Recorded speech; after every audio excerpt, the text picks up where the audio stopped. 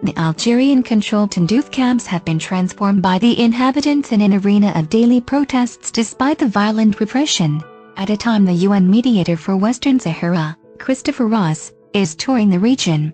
Several reports indicated protest movements and violent clashes between civilian Sahrawis and Polisario armed militia, especially in the Rabuni and Smara camps. And according to a French-based electronic magazine, a pre-insurrectional climate has been prevailing in the tindouf camps, southwestern Algeria, over the past few days.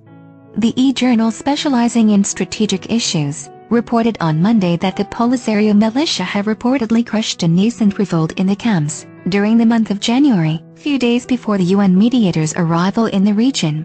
Even during Ross's stay in the camps, the Polisario militia intervened, using truncheons to quell demonstrations and silence protesters.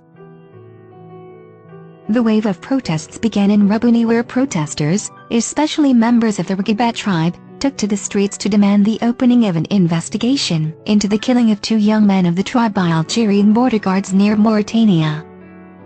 Algerian security sources reported that 400 Sahrawis from the Mkhimmat tribe staged demonstrations and stormed and burned a police barracks in the Smara camp on January 23 and 24.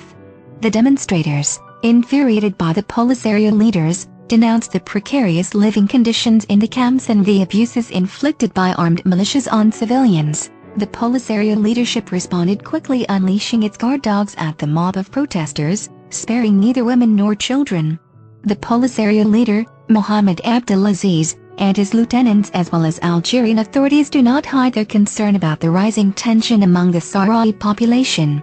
What bothers them most is that these protests coincide with the UN mediator's visit and may disturb the ongoing preparations for Algeria's presidential elections slated for April. Questions also been asked about the indifferent position of the international community that always run to condemn Morocco every time there's little unrest in the southern provinces.